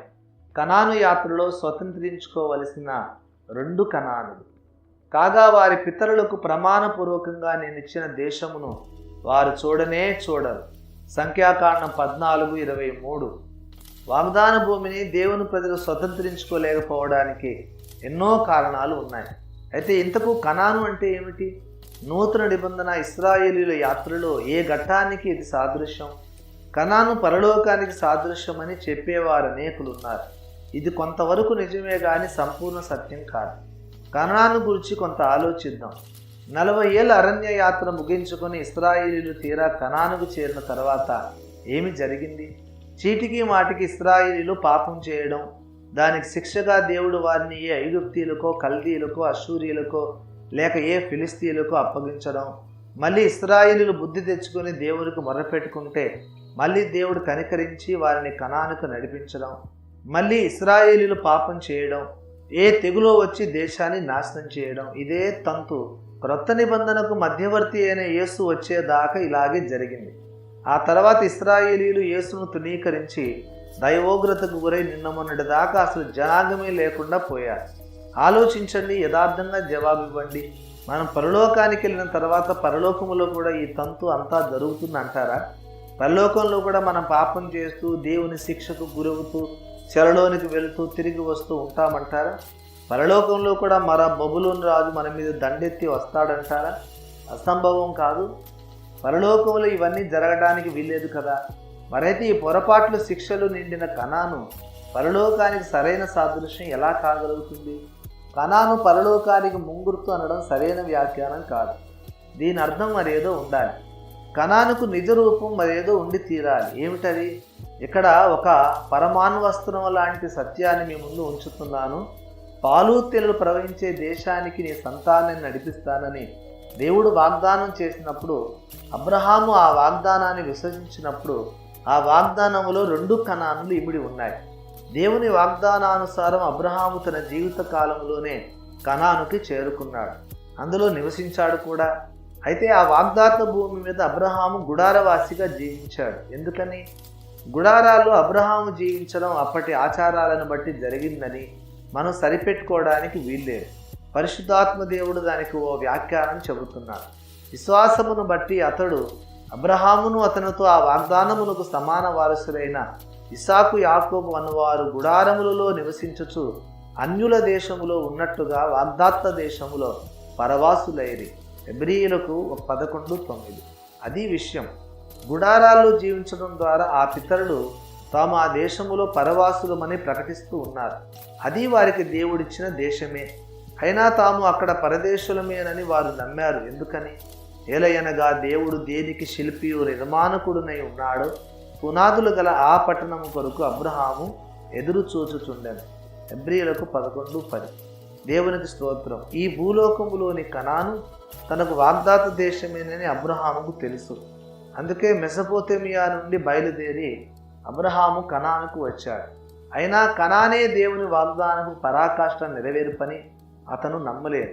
ఇది కూడా నాకు దేవుడిచ్చిన వాగ్దానమే, అయినా దీన్ని మించినది కూడా ఒకటి తప్పకుండా ఉంది అని అబ్రహాము నమ్మాడు.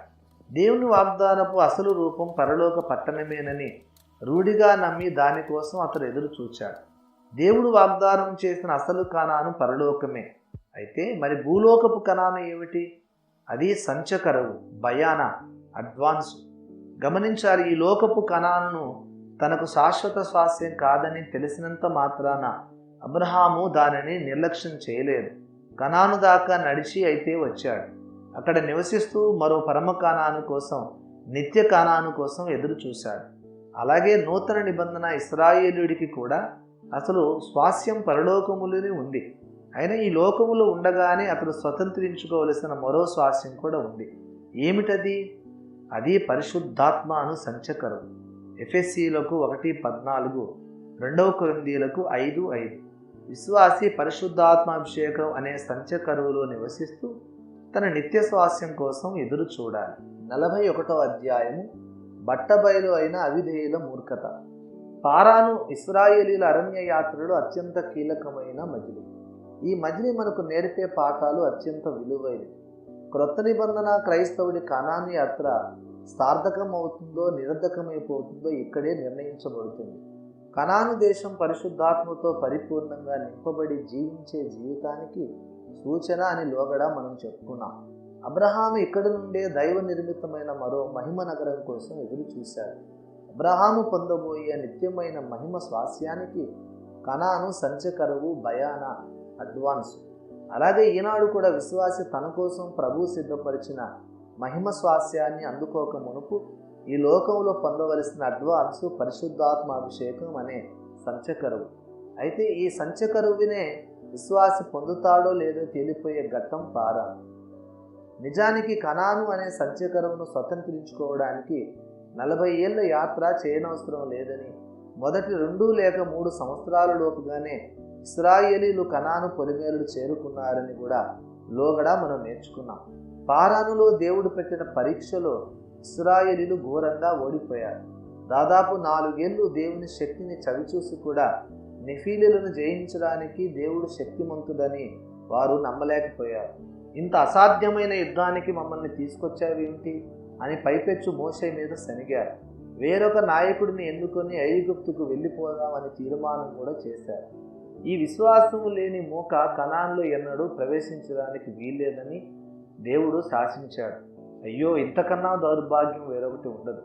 దేవుని మీద సనగడం ఎంత దారుణమైన పాపమో అది దేవుని హృదయాన్ని ఎంతగా గాయపరుస్తుందో గమనిస్తున్నావా విశ్వాసి? నిజానికి ఇశ్రాయేలీల అరణ్య యాత్రను అంతటినీ రెండు ప్రధాన విభాగాలుగా విడగొట్టవచ్చు. ఎర్ర సముద్రం నుండి పారాను వరకు మొదటి విభాగం, పారాను నుండి యొర్దాను వరకు రెండవ విభాగం. ఎర్ర సముద్రం నుండి పారాను వరకు జరిగింది దేవుని చిత్త ప్రకారమైన యాత్ర. అంతవరకు సాగిన యాత్రలో ప్రతి ఘట్టము దేవుని ప్రత్యేక ఉద్దేశ ప్రకారమే జరిగింది. ప్రతి మజిలీ ద్వారా కూడా తన బిడ్డలకు ఒక నూతన ఆశీర్వాదాన్ని ఇవ్వటానికి, ఒక ప్రత్యేక పాఠాన్ని నేర్పించడానికి దేవుడు ఆ మజిలీ గుండా వారిని నడిపించాడు. ఆ యాత్రలో వ్యర్థమైనది ఏదీ లేదు. అంతా అవసరమైనది, అర్థవంతమైనది, ఆశీర్వాదకరమైనది మాత్రమే జరిగింది. పారాను తర్వాత ఇక దేవుని సంకల్పములో మిగిలిపోయింది కనాను మాత్రమే. అయితే పారాను పరీక్షలో ఇశ్రాయేలు ఓడిపోయినందుచేత శిక్షగా దేవుడు వారికి 40 సంవత్సరాల యాత్రను అదనంగా విధించారు. ఆ పారాను నుండి యొర్దాను వరకు సాగిన 40 సంవత్సరాల యాత్ర ఓ గురి గమ్యము లేని యాత్ర. అది వారి అవిశ్వాసానికి వారు భరించిన శిక్ష. ఆ యాత్రలో వారి ఎదురుచూపంతా మరణం కోసమే. వారి శవాలు ఆ అరణ్యంలో రాలిపోయాయి. అప్పుడు కనీసం వారి పిల్లలైన కనాన్లో ప్రవేశిస్తారు. పారానుకు యొర్దానుకు నడుమ తిరుగులాడుతున్న ఇశ్రాయేలీయుడిని ఒకరిని పట్టుకుని అడగండి, సోదరుడా, నీవెక్కడికి వెళుతున్నావు? నీ గమ్యం ఏది అని అతడిచ్చే సమాధానం ఇది: నా యాత్రకు ఓ గమ్యం అంటూ లేదు. నేను నా మరణం కోసం ఎదురు చూస్తూ ఈ అడవిలో వ్యర్థంగా తిరుగులాడుతున్నాను. అయితే ఇక్కడే దేవుని అనంత జ్ఞానానికి ఓ మచ్చు తునక దాగి ఉంది. ఈ వ్యర్థమైన గమ్యం లేని పనికి మారిన యాత్రకు కూడా ఒక విధంగా భావితరాల దైవ ప్రజలకు ఒక పాఠంగా దేవుడు మార్చివేశారు.